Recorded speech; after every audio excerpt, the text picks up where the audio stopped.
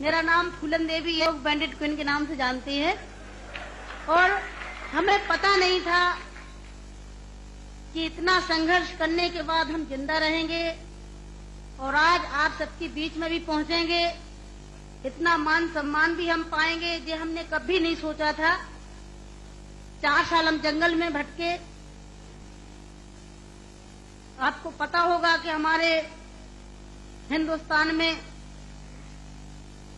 नहीं कहना चाहिए ऐसे मौके पर कहूंगी, बताऊंगी जो मेरे पे बीती है, कि हमारे सामंतशाही लोग, पैसे वाले लोग और खासकर मैं जात का नाम लूंगी तो लोग कहेंगे दुबई में जाके जात पुकारी रहेगी। ऐसे ऊंची जाति के लोग जो जात पात को मानते हैं, हम जैसे गरीबों को, दलितों को, दबे कुचलों को, अल्पसंख्यकों को एकदम ये सोचते हैं जी कीड़े मकोड़े हैं, जी इंसान नहीं है। तो उन लोगों को मैंने बताया कि मैं इंसान हूं, अगर हमें तुम मारोगे तो हम भी चुप नहीं बैठेंगे, हम भी जवाब देंगे। और इसलिए मैंने कई दफे सोचा कि मैं आत्महत्या कर लूं, मर जाऊं, पर मैंने सोचा कि मरती तो हजारों लड़कियां रोज हैं। बताओ, हमें डाकू के नाम से जानते हैं लोग, डाकू, फूलन देवी डाकू। बताओ, मेरी 4 हाथ पैर हैं। कहते चम्मिल घाटी की है, चम्मिल घाटी की। चम्मिल घाटी मेरी माँ बाप है। अरे मैं माँ बाप से पैदा हुई हूँ। मेरा कसूर यही है कि मैं झोपड़ी में पैदा हुई, गरीब परिवार में पैदा हुई, दबी कुचली समाज में पैदा हुई, तो हमें जीने का अधिकार है नहीं। मेरे भाई और बहनों, मैंने कोई बुरा काम नहीं किया। मैं तो वहां भी मंच में बोलती हूँ, अब्बू भाई के साथ में तो कई सभाएं हुई हैं, बहुत बड़ी बड़ी सभाएं हुई हैं, कि मैंने कोई बुरा नहीं किया है।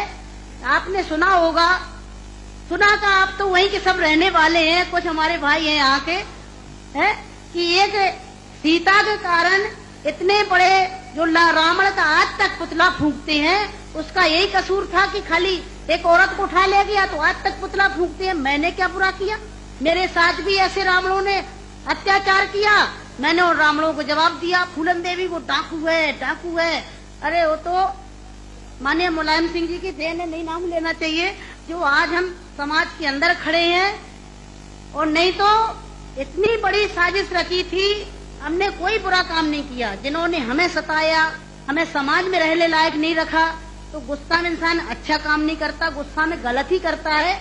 और जो कुछ भी हुआ अच्छा और बुरा सबक सिखाने के लिए कि हम जैसी बहन बेटियों के साथ अन्याय अत्याचार करोगे तो कोई भी महिला घर से बाहर निकल के और अपने अधिकारों की लड़ाई लड़ने के लिए मैदान में खड़ी हो जाएगी। तो मेरे भाई और बहनों, हमें तो डाकू घोषित कर दिया। जब मैं चुनाव लड़ने जाती हूँ तो सब एक ही भाषण रहते हैं, किसी के और कोई भाषण नहीं रहते हैं।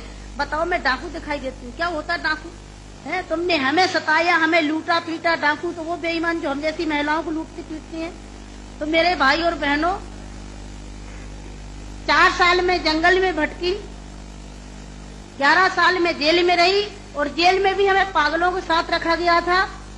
अच्छी जगह नहीं रखा गया, जहीं पागल महिला थी, पागल महिलाओं में रखा गया था। 11 साल तक हमें जेल में रखने के बाद कोर्ट में पेश नहीं करा गया।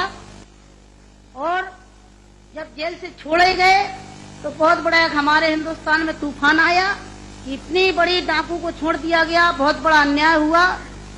बस आप सबका प्यार था, आशीर्वाद था, कुछ ऊपर वाले की भी दुआ थी, जो आज आप सबके बीच में